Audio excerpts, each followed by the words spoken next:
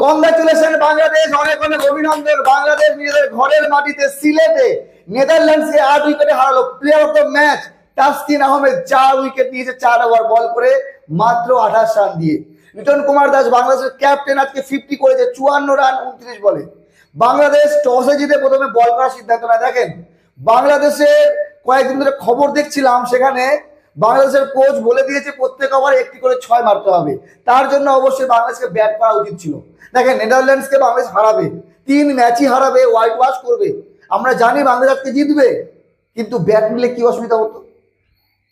বাংলাদেশের বোলিং ভালো, বাংলাদেশের ঘরের মাটিতে বড় বড় দল হেরে যায় কারণ বাংলাদেশের বোলিং ভালো। তো আজকে সেই রকম বোলিং হয়েছে।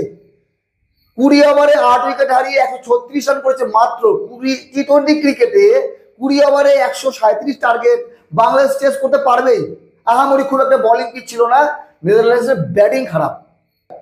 তো এবার যদি বলি বাংলাদেশের সেই প্রতি ওভারে 6 কি হলো, বাংলাদেশ 13 ওভার 3 বলে 138 করেছে, প্রতি ওভারে 10 রান করে করেছে, ভালো খেলেছে, কিন্তু 6 মেরেছে কয়টি? 6টি।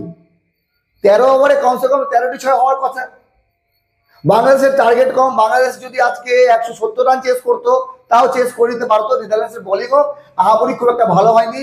বাংলাদেশের লম্বা ব্যাটিং লাইন আপ, 8 জন ব্যাটসম্যান ব্যাট করতে পারে।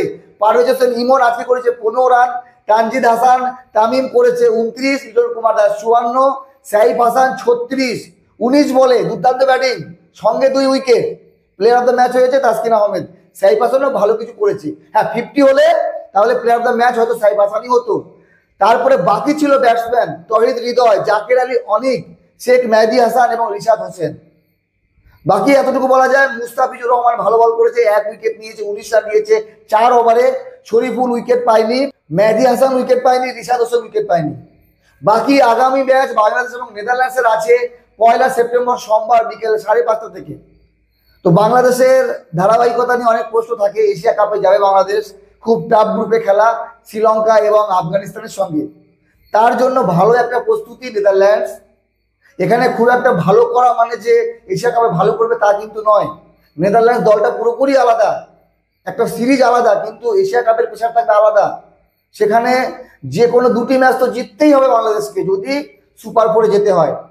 বাকি আপনাদের মতামত জানাবেন। বাংলাদেশে আজকে খেলা যেরকম খেলেছে এইরকমই খেলতে হবে। ডমিনেট করে আজকে নেদারল্যান্ডসকে হারিয়েছে, প্রথমে বোলিং তারপরে ব্যাটিং। ভালো থাকবেন সবাই, ধন্যবাদ।